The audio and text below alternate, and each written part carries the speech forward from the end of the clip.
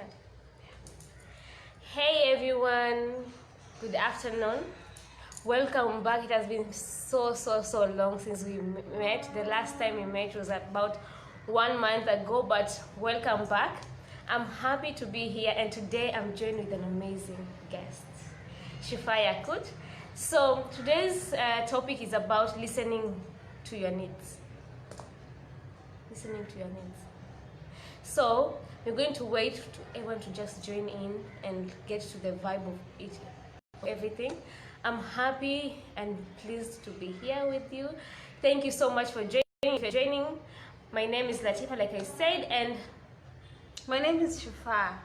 Yes, and I'm happy to be here. I'm happy to be in a channel. Finally, Yani, I am in a channel for superstars. So at least I'm becoming famous in your page. Shufaa, sort of kutuambia what you do. Okay, all right. I upload and delete photos for a living. Literally, I am a digital content creator. But that's basically what I do. I upload and delete photos for a living. So I create content. I write creative nonfiction and short stories. I do social media marketing and management. And then I partially am a front-end web developer. Yeah. So, as you all know, my name is Latifa and I'm a enthusiast. Big words. So I love talking about mental health, and I'm a software developer as part of my other jobs that I do, but I have so many jobs now. Anyway, so today we are going to get straight to the topic. So today's topic, like I said, is listening to your needs. Like, what are your needs? Do you really know what are your needs? Do you really listen to your needs? What does your body tell you? What does your mind tell you? And what are your needs? Because most of the time we just get like, we listen to our needs, we listen to music and we understand the lyrics. But do we really listen to what I need? When we say, okay, I need this and this. And when we think what we need, do we say it loud or do we just hide it because we are afraid to speak it out, or we are afraid because someone else atafikiria vibaya? Shufaa, unafanyaje? Well, recently I started listening to my needs. Kitambo, I was very selfish of who I am. If my body says sitaki kuenda and all my friends are going, mimi nitaenda. I never used to listen to my body needs. Nowadays, growing up, like 2-3 years ago, I realized I love my own personal space. I'm comfortable in my own room. I'm comfortable being alone. That is what my body has been needing all my life, and I didn't know. I found myself in crowds, in events, in Nini, and then later on after the event, I feel so much drained. I feel so much tired. I did not know that my brain and my body was communicating. Yes. Maybe I don't listen to my needs because I'm afraid if I say what I need, because I'm afraid of the other person. If I tell them that I need this and this, I'm afraid of how they're going to react. Yeah. Like you just said, most of the time when I'm for Siliport events, so I don't feel like going, or I don't feel like participating, or I don't feel like being one of the leaders. But you just go ahead and just say, I'm okay, everything is okay. Because people are ukifika nyumbani, oh my God, you're so tired. Yeah, you feel like dying. True.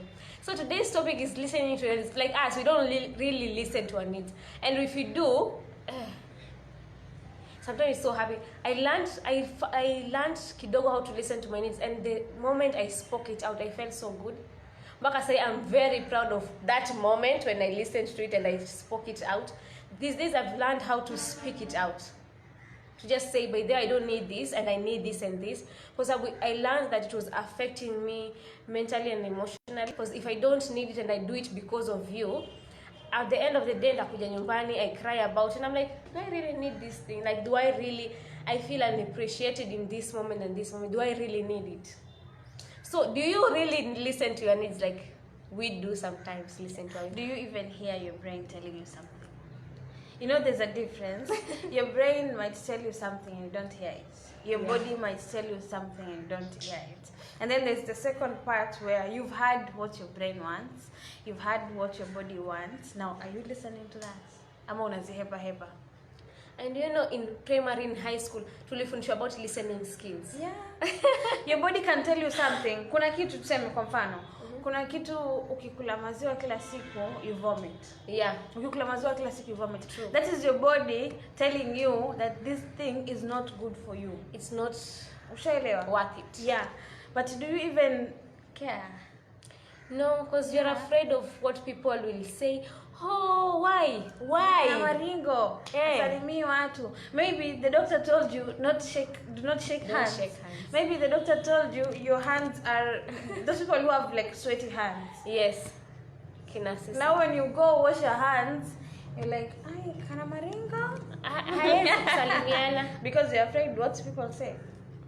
But then I'm always afraid of, I won't lie, I'm always afraid of how people are going to react. And sometimes it affects us one on the other way. So the thing is, what is listening? Yeah. What is listening? Because we are told in primary, listening skills. Hear and understand what the other person is saying, but listening to yourself. Do you know listening can be both verbal and non-verbal message? The point is message. So sometimes umeamka asubuhi and you don't feel like doing anything. Do you listen to your body like, what do I need? Or do you just go ahead and do what you want to do or what you think you want to do just because to please others in one way or another? Sometimes we are in a relationship that you don't really feel that this is the kind of thing that I want to do. When I said relationship. It is funny because I think I've experienced something like that in the past. Na imenichekesha kwa sababu I never used to listen to my body and my brain needs. And that is where you don't even see red flags. Yes. Because you don't want to see. And you don't want to admit that you don't need this, you don't want but that. Your brain will always tell you something. Always. Yeah. Later on, when everything has collapsed, you start realizing, well, my brain was telling me this and this and this. Why did I not listen? Yes, exactly. Why did I so not it's listen? funny because I can relate. I know how much not listening to your needs can affect you. Relationship-wise. Yeah. And it can affect your mental stability. Because you did not listen. You have no one to blame. It's upon yourself. Your body told you something. Your brain told you something. But you chose not to listen. Sai baadaye, years later, it has affected your brain. Maybe you're stressed because of the outcome. All those red flags at the end of it, zimeku affect, zinakusumbua akili. Maybe depression. Maybe you're doing something, you're making bad decisions, you're doing something that is going to affect your job, maybe you're learning, maybe your family. It's going to affect everything. And it's because you did not listen to what your brain was telling you. And the reason why you did not listen to your brain leads to red flags. You don't see red flags at all. And okay, so for the viewers, we want to know like why, when, at what point did you not listen to your needs, and what are the effects that went on that, oh my God, I didn't listen to my needs and this happened, or I don't listen to my needs because of this ABCD. So we want to know like why don't you listen to your needs, and if you do listen to your needs and you speak it out, what are the effects, positive and negative? Sometimes it may be negative, sometimes it may be positive. Sometimes it may be positive. Most of the time it's both ways. It depends with how the person you're telling your needs to and the person who you're communicating directly to. So everyone has their needs. And here we don't talk about the needs like needs are basic needs. Yeah, like food, shelter. It's chicken. No, not those ones. Different places. Food part. Yeah. Basic needs part. Yeah, there are those needs you think they're very much important. They are not.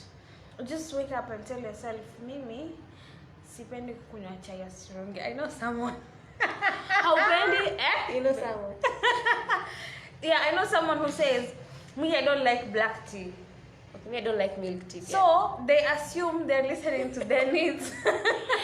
They assume their body is telling them not to drink black tea because they associate it with maybe poverty. They say, ukikunywa black tea utakuwa maskini. Oh my God. You see, sometimes the things that we listen to are really crazy in one way or another. If you ask them why, someone like Ruth Kabeki says, mimi ni Mwarabu, sikuli sima. Okay, But Ruth that's on a Kameke. light note. Okay.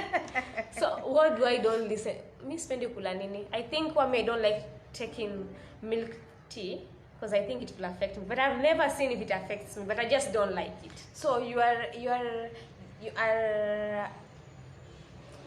actually assuming that you are listening to your body need, but your body hasn't said anything. Even it doesn't say that, by the way, if you take milk tea, it will affect you in this way or another.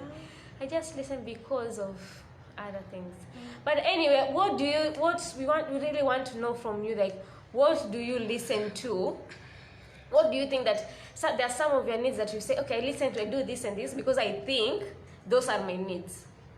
And if you are a parent, what are the things that unajizuia mwenyewe kufanya because you are afraid that if I need this and this, it will affect both my kids, or it won't be, sometimes we are too selfish on ourselves, like we don't want to listen to what we need or what we want because of people around us. We are afraid of how they're going to react. Sometimes I don't say what I need, because I'm married, so I don't say what I need in my marriage life because I'm afraid my partner will be like, is it that necessary? But to me, it's really necessary. Sometimes I really need to be in a quiet place, like I don't need to talk to anyone. But if I tell him that by then I need to be in a quiet place, he'll be like, so umeanza kuni. So now we are living together. Yes. Umechoka na mimi. But I don't need that. I didn't mean that. So sometimes I just pretend that I'm okay. Everything is like just because I'm afraid if I say. Bad. Because it's really bad. Yes. Yeah, because in this life, people need to learn each other's behaviors. Exactly. So if you're living together, we need to learn that at some point, I would have this and this. At some point, I would be this kind. At some point, this will happen. Yes. Yeah, it's good to understand each other. Because even apart from marriage, we have friends. Yes. We have friends. This kind of a friend, you should be comfortable telling your friend what your brain needs. If your friend comes to your home every day, yes, and personally you think it is bad manners because you're married. It is bad manners. Yeah. If this friend comes to your home every day, and maybe sometimes your husband is there, you need your alone time, or maybe even if he's not there, but maybe you're cooking, you're busy, you have your own schedule for the day. This friend can come to your place once in a while. They can come kusalimia nini. But you're afraid to tell them because you like them too much, or you're afraid to tell them because you're afraid of their feelings, losing them. Exactly. But it's your need. You feel uncomfortable when she comes there kila siku na bado you're mpaka jioni. Now you're afraid of asking them. You're afraid of opening up, of telling them the truth, and it's affecting you mentally because this other person you're living with does not understand why you're not telling your friend to not come here every day. So them, they're uncomfortable. Now wewe uko hapo, you know they're uncomfortable, and you're also uncomfortable, but you can't just so it's actually very harmful to your mental stability. It is harmful to your health because you'll keep on overthinking, you keep on pleasing someone else while unaudhi mtu mwingine. And this other person is more important than huyo mwenye unamplace. You understand? But why do that? Like we said, listening and listening is a form of communication. It is both verbal and non-verbal. Why don't people see the non-verbal part? No, the non-verbal, like we say, we have the deaf and the dumb. Well, are different. One wanaongea sign language. But if we can see one wanaongea sign language and they understand one another, why can there someone? I wanted to like, okay, today Latifa is not okay. Like Latifa is acting this and this. And they're not as receptive as they always are. When you just don't see that part of it all, you just see. But it all comes back to us. It all comes back to yourself. Hata you non-verbally, how do you do it?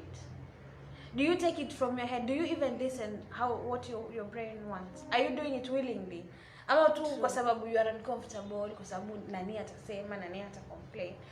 Are you okay in your brain? Are you listening to it well? Because if you're listening to it well, you'll find ways to kumwambia mtu indirectly. You'll find ways to put it out there in a good way. Yeah. So the most important part is just sitting down with yourself and talking to yourself and asking yourself, so my brain is saying this and this and this. Is it worth it? Is it true? Can I do it? Can I not do it? Yeah. So before it comes to a second party, it all comes down to ourselves. But you know, but sometimes we don't have to blame. As you know, the way our background in a changia so many things. Because some people are brought up in a family where you can't speak it out, and if you listen to your needs, there's no such thing as needs in some families. Yes. There's some things called you want something. What do you want? I'm giving you food. I'm giving you shelter. And nakunulia nguo. What do you need? Listening to your needs.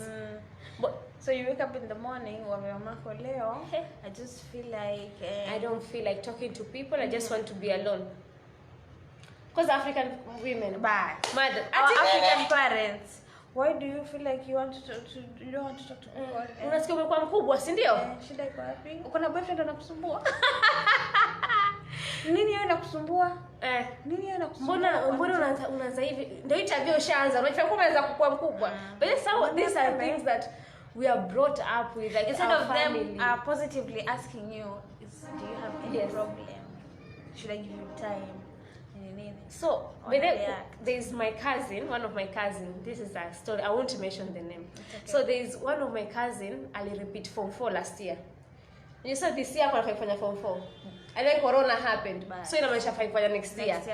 So the family. So now he's been in Form 4 for 3 years. Yes. Sasa ako ile alamka usubuhi asikuongea na mtu, anataka tu kushinda kwa PS, anasema lakini mama yake this. So when I went to Nairobi, saw me. So when I went to Nairobi, I really found I'm a shrink. Like he doesn't. I'm used to nikiingia kwa nyumba, because your cousin, we're so cheerful, like atanishika because ni mvulana, so ni mkubwa wangu kidogo. Atanishika nimjue, but at this moment he's just shrinked inside. And then you understand kwa ni mwanaume. So jazoea kuongea. Ningewasina wanawake, mama usinisumbue, and we could just make a fight out of it. Haongei, he's just utampata kwa room zingine ametoka kwa room ana macho yake red, ukimuuliza nini, like he can't talk.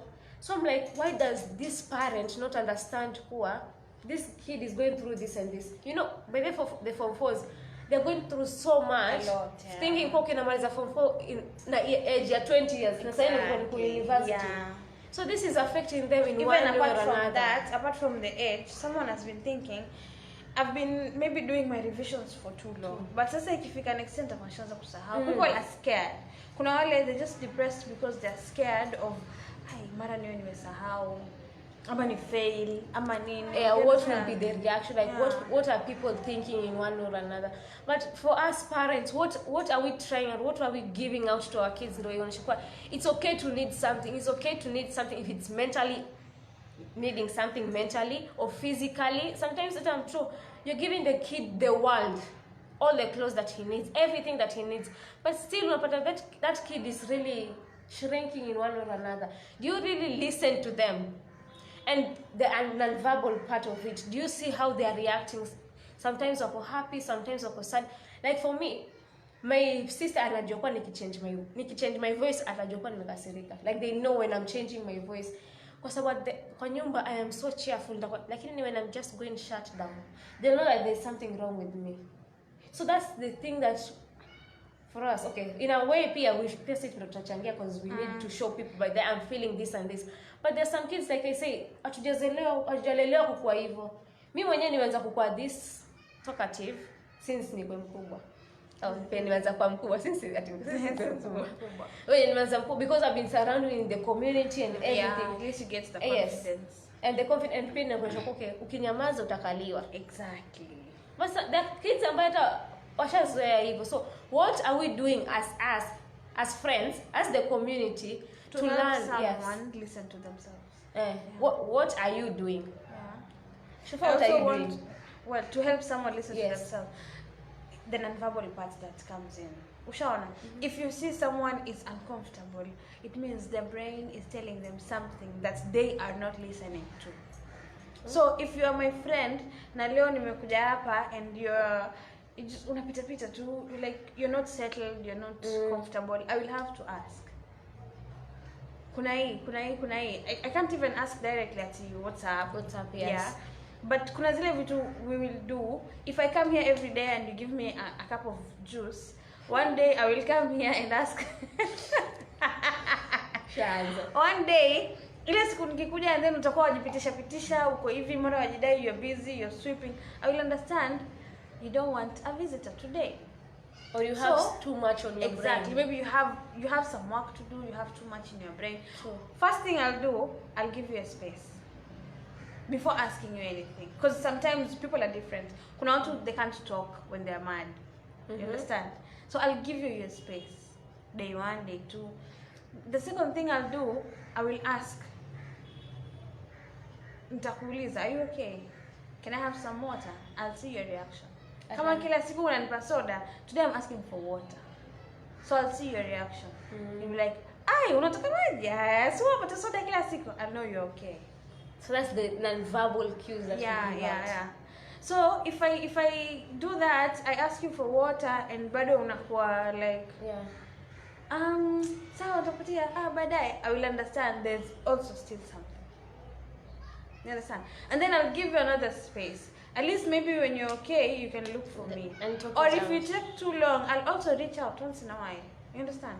But the first part to do is give someone their space. So, Especially if they're uncomfortable, give them their space. So that's what you should do as To a help friend someone and a listen to community. themselves, yeah. Give them their space before. Kama wazo hujazoeana naye. You know that some friends ambao wako tu tutakurukia nikurukie. Lakini kuna other friends, they'll just give you your space for one way or another. But I love my personal space when I'm angry. I really love my me time when I'm really upset. Because it will give me the time to cool it down. People are different. Mimi, when I'm mad, I need someone. Okay. Because I am the type, I don't rant, but I am the type who, I love attention. She's an attention seeker. Kila mtu swahili potajua. I don't seek attention, but I love attention. Akiingia kwa room ako, hi guys! I come fashionably late so that everyone can see me. So, maybe when I'm mad, I want someone to be there for me. And I won't go out and rant, but I'll be there. And I won't tell you directly. Tuseme kama mimi naishi na wewe na leo nimekasirika, I won't just start in the morning nianze kukuita, you know, Zulani, amenifanya hivi. No, I won't start like that. But I will just look for you, nianze kukaa, nianze kukuongelesha vitu, you'll just get a hint, and then I want you to ask me what's up. Most of the time. Yes. But you know, people are different, yeah? But then the thing that makes me and you good friends, right? Or like during the last 1 month when the incident happened, like I needed to be alone, and she really gave me my alone time. I was like, it reached a point I was like, Shufaa, I need someone, someone to talk to. But she was like, I'm giving you your own time, like to vent it out in your own way. Yeah, at least check up once in a while, ask them, are you okay? But something close to my heart with viazi and food. So how do you, Rosie, thank you so much for joining in. Please tell us, how do you listen to yourself? And if you don't listen to yourself, why don't you listen to yourself? How does it affect you? And how does it affect you? And listening to yourself and listening to your needs, it's in a broad way. Listening to yourself, your own body. Like mind. Yes, and mind and soul. Like, how do you listen to yourself? It can be in terms of food, in terms of clothing, but we need to talk about it like mentally, like when we want to vent it out, when we need just a silent place and our we time. Do we really listen to ourselves? I want to talk about self-doubt. Self-doubt. Yeah, it is part of listening to yourself. Because there is a time when we had the training with Dija of Google, she said, women are different from men. For a man, if we are presented with a job application, itasema qualifications, when I, maybe 10 things. Yes. If a man has 6 of them, he's going for it.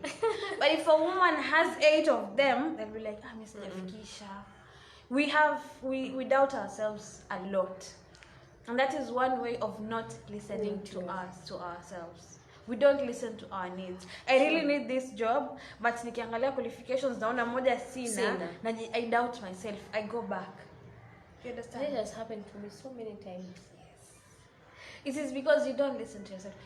Your brain says you want the job, but self-doubt is here to fight with the brain. Nakwambia pana Latifa, no, you don't. Ushawahi kununua nguo, umeenda mwenyewe kwa duka, umepimisha, umeinunua, you come home, ile siku you're going to an event, unaivaa and then unaitoa. Uniangalia unasema no, I don't look good, I don't. Who bought it? Me. You need it, right? Why are you removing it today? Because you don't listen. You doubt yourself. You think that you're not enough. You think you're not enough. You think you're not good enough. You think you're not ready. Kwanza you're ready. You just think you're not ready. This person is telling you, okay, situone kesho. You're like, no, let's push it to kesho kutwa. So Shufaa shauliza, situone kesho, akasema no, kesho kutwa. It is because of that imposter syndrome you have. You feel, am I enough for this person? Am I ready? Nimefika hiyo point. Najua kupika tu sima na mchele. Bado biriani. Bado sijui. Time is moving. Kuna vitu, you don't have to. That's why DJ said, you don't have to reach 10 out of 10. Go for it. When they ask you of the 10th thing, tell them it's in work. Yes. It's in work. Yeah. Akikuuliza, how many languages do you know? I know English, Kiswahili, and if they ask you, do you know French? You tell them, I'm currently learning. I'm in class, currently learning French. Now hujaanza, but ukitoka pale, you get the marks, you get out and start learning that thing. So the main point of this conversation is beating self-doubt and imposter syndrome, so that we can be able to listen to ourselves. No, that's another way ambayo unaweza beat imposter syndrome. Yes, listen to yourself. Rosie, do you listen to yourself, or do you doubt yourself? Like for I know sometimes you are really loud and fun. So, but sometimes you really go down and shrink, and we can see it. Like for someone like that, you can see it. Me, so many times nikija Swahili people, like I'm loud, but nikifundisha I'm quiet. Like people are used to that. So it reached a point where if you don't talk, someone will know you're not okay. Yes. I know kama Ruth Kaveki used to tell me. Yes. Kuna times, even she notices the day I don't wear lipstick, I am not fine. Exactly. I just nikiingia tu hivi, because obviously I told you people I love attention. Yes. So nikiingia tu, hi guys, how are you? So if a day comes na nimeingia, I don't have anything on my face, and I just kwanza I will wear earphones. Najifanya siwaoni. And then I'll sit down. I'll do kopa, and then I sit down with myself. They just realize, oh, yeah. And then she looks at me like, Shufaa, what's up? Why are you not wearing lipstick today? Nikupatie, umesahau. And then if I am okay, I'll just be like, yeah, I'm taking a lipstick. But if I am not, I'll just look at her and like, oh, no, thanks. So they realize you're not okay. Yeah. True. And then it reached a point where I didn't want to be around any person. And then speaking it out that I don't want to be around anyone.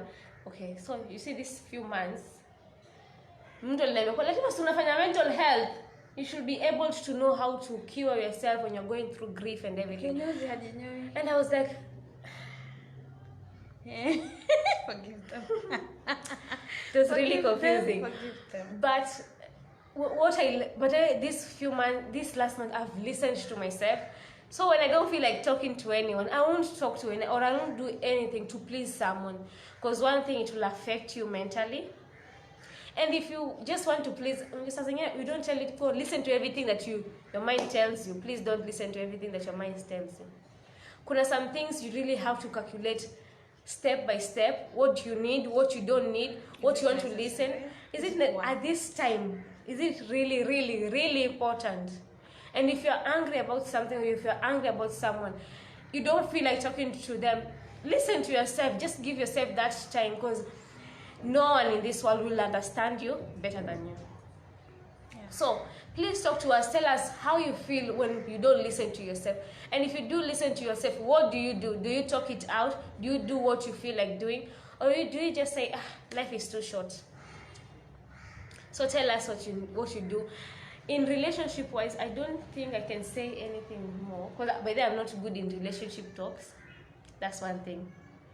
But I'm good in listening. But then I'm very good at listening. So there's some things like what I said is that the simple thing that you can give to someone is just a listening ear. Only that. But remember, when you're going through when you're listening to them, please understand and have that sympathy of what they may be feeling. Because this is your friend and he or she is telling you of how he or she is feeling. Please just listen to them, understand, and try to put yourself in that shoes. Because the world really needs a lot of this time. The world really needs someone to talk to, because the world is so cruel at this moment that when you don't have that one person to just listen to, it really affects them in one way or another. So the comments are here, we can read them. Sheila Salim is saying, great topic, ladies. This listening to yourself takes time to fully get it. For me, it became more profound when I had my child. Now I can turn down anything provided I don't feel I want it. So, it takes time. That's why I said, I started listening to myself recently, 2-3 years ago. It is because of the relationship lapse I had. So it's a relationship thing. It happened, imeisha. You realize you were not listening to. You did not see the red flags because you did not listen to yourself. So later on, you learn your lesson. You start listening to yourself. So Sheila is saying, it became more profound when I had my child. So when it changed for her, maybe something happened. Akaona, this is what I need. This is important. This is not important. And it became clear at that moment. Sometimes, but then if something should happen, and then they'll do, okay, I need this and this and this. Yeah. Rosie, Paul Tito, thank you so much for joining in. Thank you so much, Mahmoud Noor, Mentor 001. Abdullahi Muhammad, thank you so much from Somalia. Laura is saying, it's really important to listen to yourself. You can't lie to your conscience, and sometimes it might come automatically, but it's healthy and very good to take some time off everything to meditate and listen to yourself. Do you guys meditate? Do you meditate, Latifa? I only meditate when I'm praying. Yeah, well, it's actually a thing. Yes. It's a thing. It counts. It counts. The people do meditate when they walk. Oh, yeah, I know. So you don't have to be in a silent place. No. I know someone who does like evening walks, and I can earphones, but they're not listening to music, or make a sound, the rain, wind, something that's blocking you from hearing the real world. True. So they know now to be up mpaka pale, and I'll be back, and that will take 30 minutes. And that will make. So they walk and they meditate. That's really nice. And they come. Yeah, and it's very healthy. So everyone has their way of meditating, and if you don't have your way of meditating, please start. It helps your body, your brain, your mental stability, even your health. Yeah, because I meditate when I wake up. Let me tell you a little secret. Let me tell you a little secret. Those people who have slept with me, they know. I think you know. Let's avoid. Please. No, not sleeping. Refine the question. Please, the statement. As in, if you've ever spent time with me, maybe at night, I'm a sleepovers ama nini. Mimi, when I wake up, I take 30 minutes to come to the world.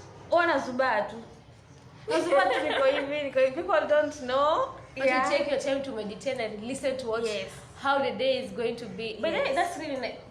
Okay, for us, for most of the people, when they wake up, they have to pray. Thank you, Lord, for waking me up, and this and this. I pray this and this ifanyike, and this time. You just take time to cool down. So Mimi, it's not really connected to prayers. I just sit down, I look at my window, I look at the things around, and that is how I come up with my to-do list, by the way. Or for the day. Yeah. So when I sit down, I rethink of what I did yesterday. What did I achieve? What did I not achieve? That's what really happened? nice. What did not happen? And then I'm like, okay, I'm ready for the day. Let's do it. So I find a people pen. should try that. Yeah, you should try that. Yes. If you have time. Because their mornings are very busy, they go to work. Yes. If you don't have that time, do it at night. when you're about to sleep, sleep, yeah. ukishaketi kwa ile kitanda, sometimes you don't fall asleep immediately. Just cross your leg and then think about the day. How the Umepita day wapi was. na wapi. You know what helped me? There was a self-care challenge nilitumiwa. I'll make that document. Nilitumiwa na Nadia, Nadi, the CAS. She sent a self-care challenge of 13 days. So in these 13 days, kuna different questions you need to answer. The one that that lady delete a photo, take a good photo of the day. No, yes, take a photo, but si kama ya yule, it's different because today, leo ni day 1. Make sure you take breakfast. It tells you like that. Point number 1, make sure you take breakfast. Yes. Point number 2, give yourself a 30-minute walk. Saa yoyote, si lazima asubuhi. Sure. And then you come and tick. Point number 3, take a photo of something beautiful you've seen today.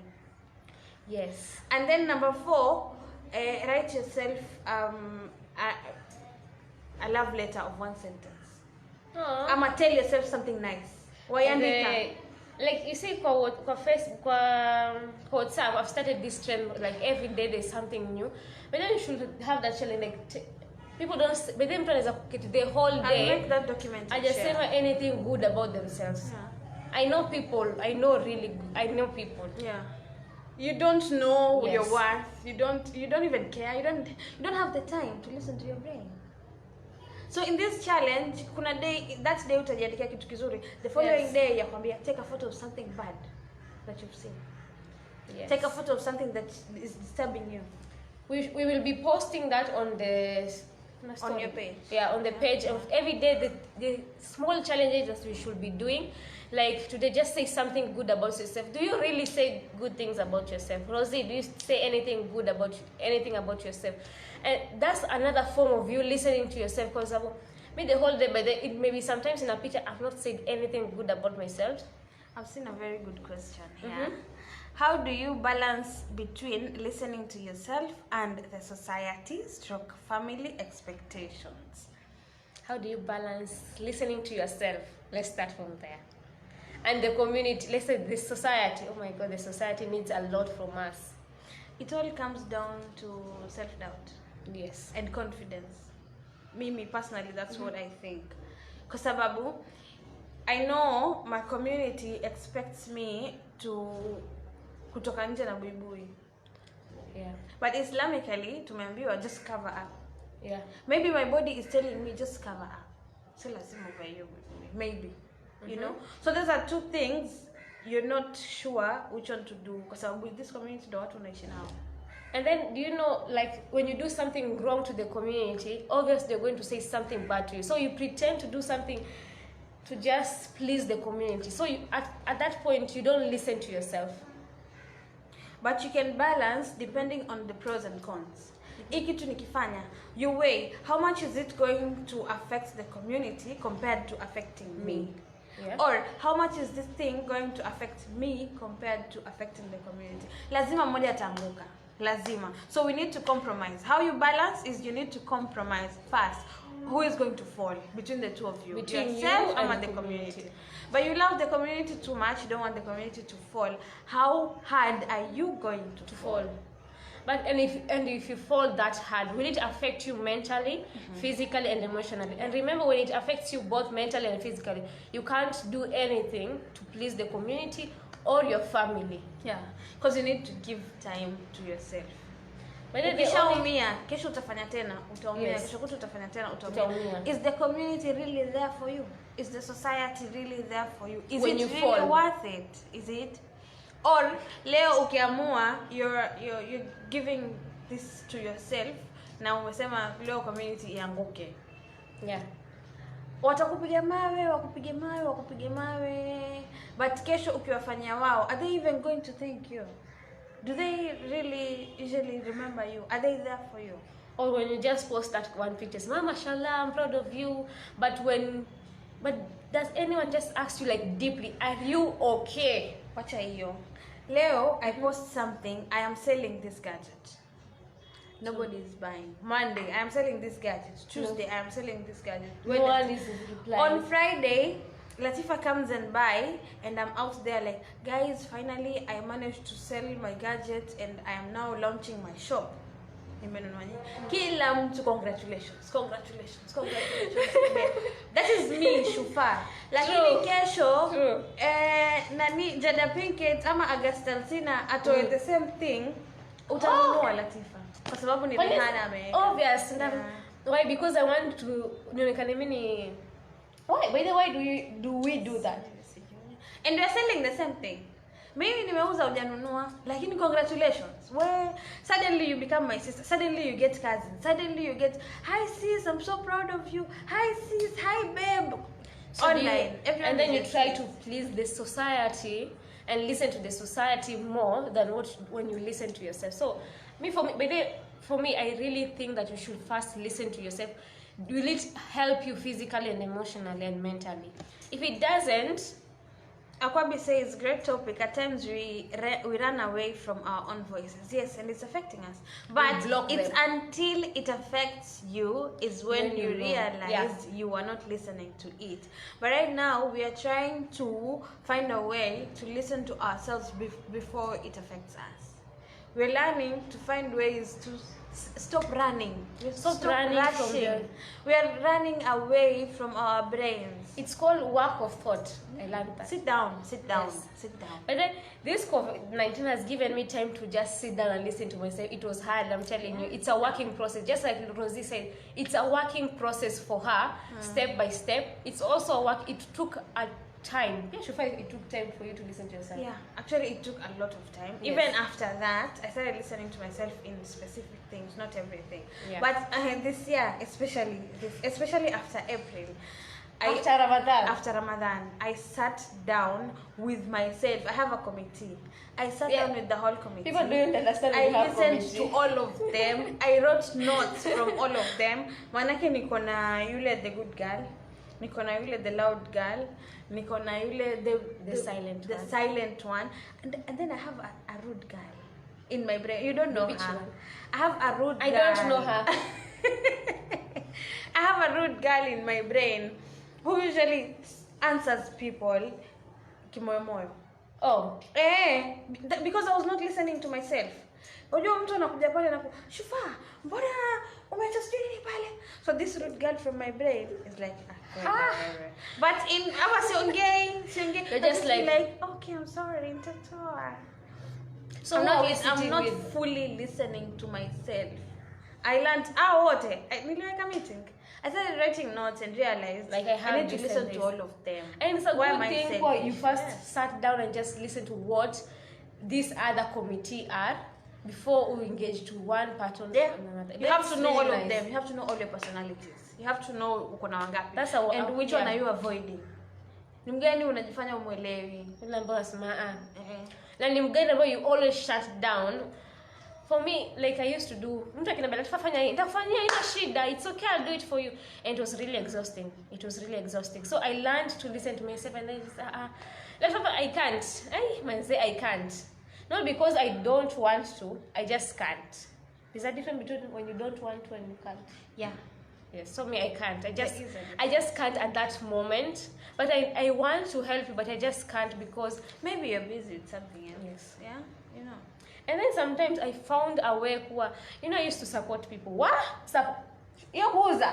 Ndanunua. And then you buy everything. Kuna vitu hata you don't need. Lakini just because of support. And then I came to realize when I do my own things, when I'm doing some things, I don't. So I listened to myself and said,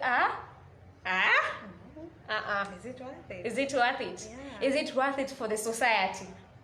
No, those are the society, and those are family. That is your answer. Yes. How do you balance between listening to yourself and the society? Family expectations. I know family expectations. I know them. No, my sister is here. Family expectations. I know. There's an example of a kid is from high school. The family expects them aende akasomea medicine. And this kid is here wanted to play football. Here as a loser. So, by the way, sometimes you need to compromise. Achana na ile ya compromise ya kuwei. With family expectations, you can either join them together. True. Because a family is very important. So, for my example, if this family wants you to study medicine and na wewe mwenyewe unataka kufanya football, you go for medicine because of them, and then kule kwenye huko start pitching your football games. You start doing, you fix it, you find a way to make them work together. They have to blend in. If they don't blend in, then it's not good for you. Well, this is a really good talk, and thank you so much everyone for joining in. Thank you so much for Alessandro giving us your views. is watching from Mahbula. Mahbula ni wapi? I don't know. Thank you so much for watching from International. Thank Laura, you so much, thank Laura. you. Oh, my sister is here. That's why I say I can't talk about family sana.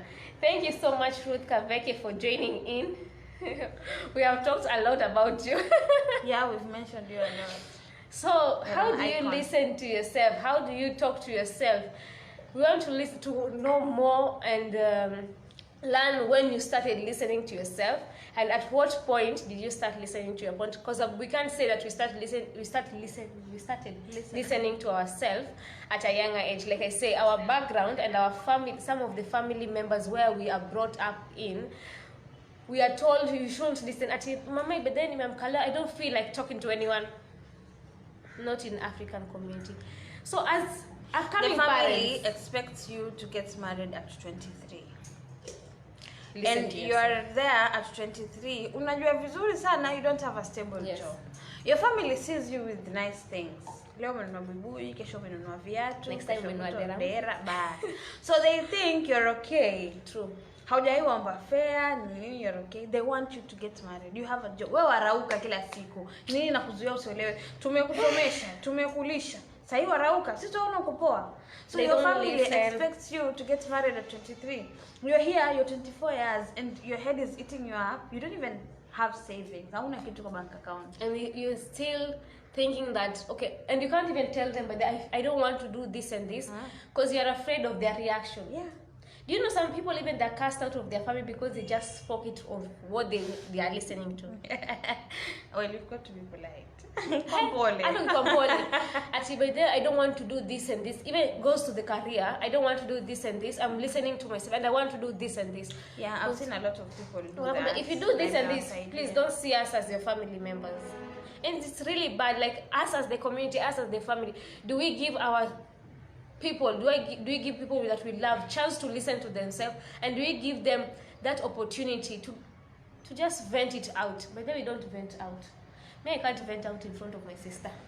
Why? I can't vent in front of anyone.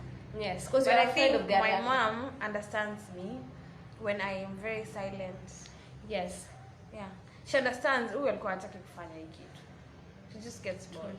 Because nakumbuka when I was in high school, mtu mkubwa kabisa na akili zangu, but I want to go out on a picnic with friends. I have to say like 1 month earlier. Oh, but then when you say 1 month earlier. Nianze kuomba ruhusa. I go Never start telling my happened. mom, September 11th tunaenda Hala Park na kina Latifa. September 11th tunaenda Hala Park. Na nani? Na Latifa. Saa ngapi? Mordi saa ngapi? Aya, sawa. So she won't say anything. After 2 days, like, kwani mtakuwa wasichana peke yenu? And then I'll say yes. And she'll be like, do you think that's safe? Hakuna majambazi. Oh, no, ukisema hapana. Hiyo ni mtego.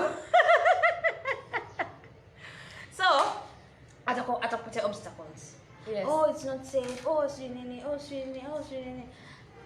Mimi sina fare ya kukupatia. Ropoko sasa. She'll be like, no, usijali niko na pesa. You don't say anything. So she put a lot of obstacles to see vipi utajitetea. You have to kujitetea. I learned that very late. Kwa sababu there was a day nilikuwa naomba ruhusa ya kwenda place. Akanipatia obstacles nyingi. So ilipofika ile siku, mimi in my head I've concluded that my mom doesn't want. Hajaniambia? Yeye nipatia tu obstacles, sina pesa, sina. So when that day came, mimi niko home na tia around nini, and then mom is like, ile trip yenu silikuwa ni leo? I'm looking at her. Yeah. Mbona hujaenda? Sorry. What is this? What are you trying to show me? So later on I learned that anataka ujitetea. Yeah. Listen, do you really need it? If you really needed it, ungejitetea. But then some parents Speak are out. Let me not say the bad parts of it. But then some parents are like that. Wonder how ujitetea. Yeah, Say, speak out. Then the only way that you're going to learn that people really are waiting for you to just speak it out is when you speak it out and then see their reaction. Because most of us are brought up in the society where your mom will take you to the hospital. Yes. Ukifika pale daktari yuuliza mgonjwa anaumwa nini? The kid will not answer. The mom will be like, amesema kichwa, amesema mguu, amesema tangu lini? Yeye aliniambia jana. And then you're there like actually nianza kuanzia last month. You know, you don't talk. But this is sasa hii ni makosa ya wazazi. If you talk on behalf of your kids kwanza yuko mdogo, you don't give them time to express themselves. You teach them of not knowing how to talk for themselves. So this comes back to parents. We should learn how to teach our kids to be able to speak for themselves. And that is how they will learn to listen to themselves. Kwa sababu mimi growing up, your parents atakuletea yogurt ya strawberry kila siku. Atakuletea yogurt ya strawberry. This parent makes you feel like you like strawberry. But ukishakuwa mkubwa, you realize vanilla ni tamu. Maybe my brain was telling me, you don't know. But your parents decided wewe unapenda strawberry. Shufaa umeulizwa. What if the picnic was late notice? Najua niombe late notice. Ama kama plan kuchelewa. Kwa sababu mimi I just assumed my mom doesn't want me to go out, which was a bad assumption. So I didn't go out. I never went out. But if it was late notice, wewe mwenyewe wajua, you know your parents, umeishi nao miaka yote. Yes. Kama kitu imepangwa leo na kesho, you're telling your friends, check in guys, mimi sioni kama nitamee, but I'll just try. But then there's some parents are really understanding, and there's some parents they really want you to go out. They just want you to tell them that what is happening around. Niamke niombe mamangu cheki tunaenda picnic kesho. Hapo niko shule. I'm still a student. Mom, tunaenda out kesho with my friends. Wapi beach? Kesho? Kwa nini kesho? Mmeamua leo mwenda kesho. Hiyo kitu mmepanga kwanza ni sijui nini short notice na nini. Haiwezi fanya kabla wewe.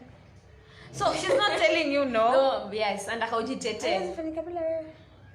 So if you don't go, it won't work. Ama you're the leader, ama you're the what? But you know, Shufaa, ungekuwa ushazoea kwa your parent with them and like speaking it out. Yeah, I want to go here because of this. Yes. And this. They will understand. At any time ukiambia mom kesho nimealikwa na kina Latifa kwenda pale fulani na fulani. They won't say no because they are used and then they know your be confidence. Free be free to tell your people and to tell your community, to tell your family what you feel like. At this point is you're building the confidence and you're building up the relationship. Some people can't read your non-verbal cues to send your communication because you're not used to them. You always pretend to be someone okay and you're not okay. You're always pretending to be someone who take it too indoors and you don't like staying indoors. So speak it out. Build that relationship with different people so that people can learn how you are. The relationship are built with different people. The relationship are built with so many friends. They can know that when Latifa amechoka na this situation. I know someone who told me the same thing with parents. I know someone who told me when I was young, mamangu alikuwa akininunulia nguo za blue. Kila siku was a blue. So I thought I loved blue. I didn't know that you don't love. They assumed blue is my favorite color just because growing up, yamenunulia nguo za blue kila siku plus blue. But now that I am old enough, I've seen a yellow thing and I like it more. True. Lakini makosa ni nani? Mzazi. They don't give you time to listen to what you want. And if you didn't, so speak it out. So it's a two-way street, by the way. Listening to yourself is a two-way street. If you speak it out, and if you first learn how to speak to yourself, learn how to make choices, and remember these choices when you're speaking out to yourself. Remember they're making sense and they're really important to you, and they're making you feel okay and happy inside. First of all, if you haven't learned how to speak it out or speak your needs, have maybe a notebook. Just say the things that you need. I was going through something. Journaling is very healthy. But you guys journal. Yeah, you can tell us. Yes. Is it easy for you? To write it difficult? down? Yeah. How do you find journaling? What's your view about journaling? Yeah. Because for some people it works. It talks to you. Yeah. Like so I was going through so many things and I was crying every day and things I was going through that moment. So when I was taking out to one of my friends, apparently he's dead. I was picking out one of my friends. She told me, "What do you want?" I was like, what do I want? Option. Kumbe niko na option. Like, what do you want? I never got someone who told me, but then what do you want? I never got that chance. So you're there. It's like my mom wants me to do this. My dad wants me to do this. I can't do this. I feel unappreciated. My I feel husband this wants and this and this and this. Ama kuna ile. You know my husband likes pilau. You know my husband likes biryani. You know my husband likes when I clean the house in the morning. Yeah. You know my husband. I don't like what do cleaning you the house in the like? morning. Yes. What do you like about them? I never got. So when she told me, but then what do you want, or what do you want them to do for you? I was like, I've got an option. So I started writing down the things, and that's when I started learning what I need. So first of all, write what you need. Just like a notebook, just write everything what you need in a book, and you'll find out that when you are writing it down, you know yourself, Kwanza. You know what you like and what you should like. Me, I thought I love going out, but I don't like going out. I don't like crowds sometimes. I don't like loud places. I learned that because when I'm going through loud places, before you to make it Swahili, but with so many events, after the whole event, and that you just feel being, drained. You feel like yani umechoka. Haujafanya kitu. Umekaa tu kwa event. But after event, you feel like you want to sleep, your eyes want to shut down. Yes. It's your brain telling you, wewe upendi. Si vitu zako. But then sometimes see vitu zako so you don't go. Sometimes You can go. You can it's good go, to go once in a while. but at the end of the day, what do? Do you just sit down and say, okay, it's okay? Climates, thank you so much for joining in. Thank you so much. So I think Shufaa the time is running out. Yeah, Today time is so fast. Time. We are left with 3 minutes. Spoken a lot. I think I'll have to come back. Will you invite me back? Of course. So we will come But back then next time for another topic. every live session, I found out that it's good having two sides, because I always say on my side what I think, my opinion. Everybody has their own opinion. So I will be inviting, if you like to be one of my guests, or if you have a burning issue you want to talk about, join us. Come, let's talk it out, and we'll be talking out in two ways. One is Shufaa, yeye ni mtu anapenda attention. Me, I don't like attention in one way or another. Well, mimi nikiingia by the way, niweke traditional dancers. Kwa harusi yangu, niweke red carpet, traditional dancers, everything. Okay, in harusi na wale wanataka kunipepea hivi. Lakini in events Shufaa atakuja fashionable late, Very late. after shuke Na events, yeah. and wearing a colorful thing. Na events, yeah. So naona mi event live ni yangu lakini nana amevaa colorful. Anyway, cheers. It's fine. So thank you so much for joining. Thank you so much. If you think that you have left something out, if you think that you have to comment something, please comment, and then we're going to answer back to every topic. And please Shufaa, I think Yes, I want to say something. Yes. I want to say thank you so much for inviting me to your page. I think it's healthier. Pia mimi nimepata chance ya kuongea. Guys, if you don't know, I usually do podcasts and YouTube videos. So it's been so long since I recorded my podcast. It's because, well, I was helping my friend grieve. She was grieving a friend, but also I think I was going through a creative block. So at least sai nimefungua mdomo, pia nimefungua akili. You're like, This has helped me. So I want to thank you. So I want to thank you for allowing me to talk. Imenisaidia. Now I think I'm very active. My brain imefunguka. I am fresh. I can go back to doing my podcast. So if you're not following me, just go to my page and see everything. I have a podcast. You can search on Castbox, Anchor FM, Spotify, all that. It's okay to go to an event and not talk to people. It's definitely okay. If you need that, do that. I know Karo Mutuku said one day katika video zake, she says she was the kind of a person who aki-invite your event, she goes, she sits at the back, she takes very many photos, event kisha. So I can post sometimes. Yeah, I'm like that. So okay, post, people are like, ulikuwa wapi? Mbona sikukuona? Kumbe unapenda kwenda event. So people who have never seen you, they assume you like being in the middle of people.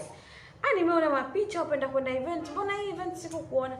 Ama the like expectations they expect after event, mbona sikukuona? I'm like, no, I was just invited, so event imeisha, kazi yangu imeisha. Like ile post culture after event ilikuwa still in the parliament, I just run away. I disappear from people. Yeah, you can, it's okay. You can decide not to talk. Si bora umeenda. If that's what you need and you have what is the goal of going to that event? Tumeenda kulani plan, tumeenda kujientertain, umejientertain. Yeah. Then that's the only thing that matters. Yeah, you sometimes you want to yes. After the event. Yeah. Si lazima. Yeah. So thank you so much again for joining in. Thank you so much. And thank you to Latifa's viewers. Yes. And thank you if there is any viewer who came from my page. Thank you everyone for my comments ni nyingi. Aww, you're remarkable too, Zalia. Thank you. So thanks guys for viewing. I hope you share this. It's very much important. If you have learned something, you don't want to be selfish. Yes. You want someone else to learn the same peer. So you can share this with your friends, to your timelines. It will reach a wider range of people. And she does this every Saturday. So 2 p.m. And I'll be having different guests. Maybe it's a Shufaa with someone else. I can be having 3, so many people. I don't care. You just join in. She's very generous. She gives you a drink. Sparkling. It's a lie. Anyway, so join in. If you have any question, any topic that you feel like we need to talk it out, but I hope it's not relationship. If it's relationship, I'll find a perfect person to talk to. So I'll be having my view and her view or his view. And then, we're going to be communicating in one way or another. So thank you so much for joining us. Let's meet next Saturday, 2 p.m. Same time, same place. Thank you. Bye-bye.